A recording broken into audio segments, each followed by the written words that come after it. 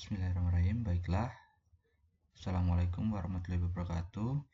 Lanjut lagi ya penjelasan mengenai siklus akuntansi di mata kuliah praktik akuntansi. Sekarang lanjut lagi di bulan Mei. Tadi saya sudah jelaskan di siklus di bulan April. Sekarang lanjut di bulan Mei. Nah, modulnya ini bulan Mei.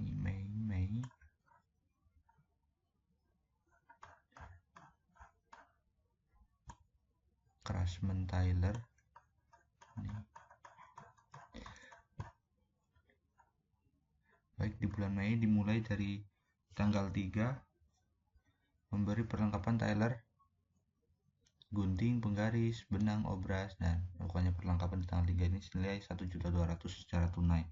Jadi perlengkapan di debit, kas di kredit karena pembelian secara tunai.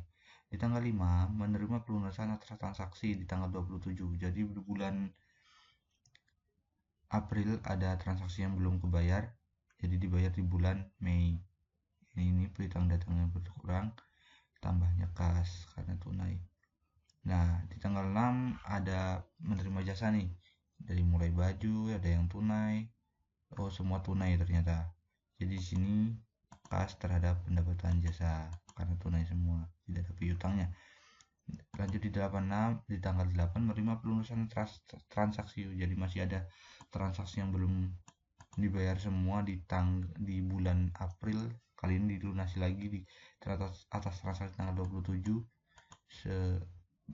jahit baju wanita dengan puring 2 potong. Ini kita masukkan di piutangnya di kredit, kasnya di debit di tanggal 8 ini. Dan di tanggal 10 itu menerima jasa Tyler. Nah, menerima jasa ada yang kredit semua ternyata. Jadi kalau kredit semua itu namanya piutang usaha, tidak ada kas masuk, yang ada ke piutang. Di tanggal 14 membayar beban utilitas nilai 1.400.000 secara tunai. Nah, karena membelinya secara tunai, membayar beban secara tunai, jadi mengurangi kas. Jadi beban utilitas terhadap kas 1.400. Dan di tanggal 16 menerima sewa gedung selama 2 tahun senilai 72 juta.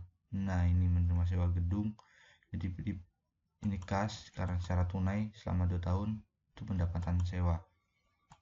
Dan menerima pelunasan tanggal 18. Nah, ini transaksi tanggal 10 ini kan kredit semua, dibayar di tanggal 18, tapi tidak semua, masih 2 potong yang dibayar.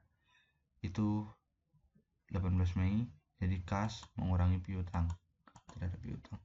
Tanggal 20 menerima pelunasan lagi nih di tanggal 10. Jadi 4 potong ini yang secara kredit dilunasin di tanggal 20. Jadi kas terhadap piutang usaha juga. Nih. Terus di tanggal 23 dapat jasa lagi, dan ini tunai semua, mulai di celana wanita, celana pria, dan permak baju pria maupun wanita. Nah, ini sebesar tanggal 23 sebesar kas terhadap kredit 915.000. Terus membayar gaji 2 karyawan senilai 3.250. Nah, bayar 2 gaji di tanggal 25. 2 gaji karyawan 2 ini sudah dijelaskan di video sebelumnya di bulan April. Nah, ini gajinya 3.250. Jadi 2 karyawan itu beban gaji terhadap kas karena tunai 6.500. Terus menerima di tanggal 26 dapat jasa lagi nih. Ada yang kredit, ada yang debit, ada yang tunai. Nah, kenapa saya bisa omongkan di tanggal 25? Itu tanggal 26 pendapatannya segini, kas ada piutang.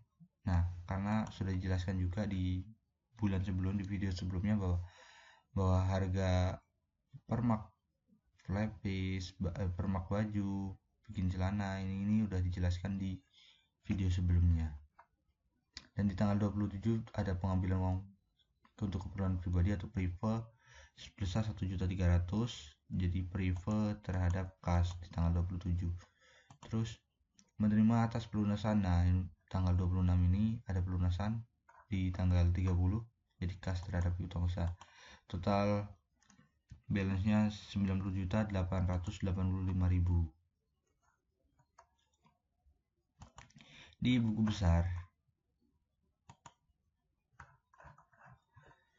ya seperti tadi, transaksinya dimasukkan semua, ini tidak terlihat. Nah transaksi di jurnal umum, nah mulai dari kas di tanggal 3, tanggal 5, tanggal 6, tanggal 8, ini baru masukkan di buku besar. Nah ini ada tanggalnya. Nah sebelumnya ada saldo awal di bulan April, masih tersisa saldonya 114.860.000, jadi tambah lagi. Ada pergeseran lagi di bulan Mei kas. Ya. Begitupun juga piutang usaha dimasukkan juga di sini dari jurnal umum piutang, ada berapa ini? Ada yang tanggal 5, ada yang tanggal 8, jadi dimasukin di sini. Terus ada lagi perlengkapan seperti tadi, perlengkapan masih ada saldo. Saldo ini diambil di neraca di bulan sebelumnya ya. Jadi di bulan sebelumnya ini masih ada perlengkapan yang tersisa 300.000, dan di tanggal 3 itu membeli lagi perlengkapan 1.200.000. Jadi ada 100.500.000 perlengkapan di awal-awal bulan, dan di akhir itu ditambah lagi perlengkapan 700.000 tanggal 21. Begitu juga lanjut di sini, tinggal dimasukin tadi di jurnal umum, tinggal digeser sesuai dengan transaksi yang dilakukan. Terus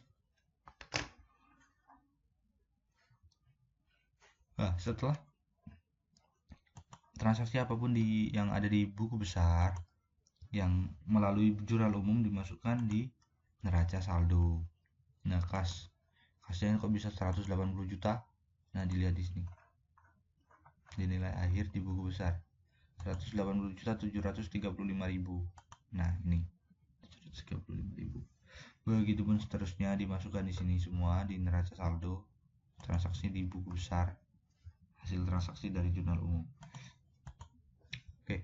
Nah di soal informasi tanggal per 31 Mei 2020. Yang pertama perlengkapan tersisa senilai 500.000, yang kedua penyusutan mesin jahit dan mesin obras, yang ketiga sewa yang telah jatuh tempo senilai 1.750.000, terus yang keempat itu sewa yang diterima dan terpakai senilai 3 juta, dan ada yang nomor 5 penyisihan piutang sebesar 1,2% dari saldo piutang dagang. Nah ini yang pertama perlengkapan tersisa. Jadi beban perlengkapan terhadap perlengkapan 750.000. Kenapa 1.700.000? Karena kita lihat di neraca saldo perlengkapan itu 2.200.000 dan di akhir bulan itu tersisa 500.000. Nah tuh, dan di beban penyusutan ini kenapa segini? Ya karena 2 bulan ya. Beban penyusutan ini masukkan akumulasi. Nah, pendapatan sewa juga, sewa yang diterima dan terpakai kan, pendapatan sewa, pendapatan diterima di muka kan tadi di transaksi pendapatan sewa itu 72 juta, dan yang diterima dan terpakai itu selama 3 juta karena 1 bulan kan 2 tahun. Sewa mana soalnya ini. Nah 72 juta selama 2 tahun tuh, jika dibulankan yang terpakai di bulan ini tuh 3 juta. Nah terus piutang tak tertagih di, nah ini penyisian piutang sebesar 1,25% dari saldo piutang dagang. Kita lihat dulu saldo piutang dagang. Nah piutang usaha, piutang ya 1.150.000. Jadi 1% dari 1 juta, 1,25% dari 1.150.000 itu ada 13.800. Seperti itu. 1,25%. Udah dimasukkan di sini, tinggal digeser lagi di neraca lajur.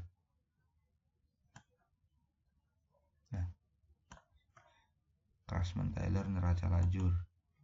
Ada kas tadi dimasukin, terus adanya penyesuaian juga. Nah, ini yang ada di jurnal AJP. Nah, misalnya ini penyisian piutang tak tertagih sebesar di kredit 13.800. Nah, dimasukin penyisian piutang tak tertagih 13.800. Nah, itu terus dari AJP ini mempengaruhi neraca saldo disesuaikan nih. Nah, ini 2.200.000 dikurangi 1.700.000 dan tersisa 500.000. Nah, ini mengurangi sini ya. Oke. Nah, ini kok nggak bisa, kok bagian laba rugi kok nggak balance. Nah, jadi dilihat itu rentang jaraknya. Begitupun juga neraca ini nggak balance juga kan. Nah, dilihat di rentangnya. Kalau dilihat seperti ini berarti rugi. Perusahaan ini rugi. Bukan perusahaan yang konveksi Craftsman Tailor, tempat tailor itu tempat jahit. Begitu mudahnya. Nah, lanjut di laporan laba rugi. Seperti yang saya bilang tadi, pendapatannya itu 4.985.000. Nah, di neraca lajur terlihat pendapatan jasa trade 4.805.000. Nah, nih beban apa saja ya tadi dimasukin di beban operasional ini kan. Beban operasional senilai jika di total itu 11 juta. Jadi pendapatannya itu 4 juta, tapi beban yang dikeluarkan selama 1 bulan itu 11.500 lebih sekian lah. Jadi ruginya itu 6.599.000. Bukan laba. Ya, laba atau rugi kan. Laba atau rugi operasional. Nah, ini buat operasional aja udah rugi. Terus dapat lagi pendapatan sewa gedung apa ya, sewa gedung tadi di tanggal berapa tadi. Nah, kan tadi sewanya 72 juta selama 2 tahun, dan berarti yang dipakai di satu bulan itu 3 juta.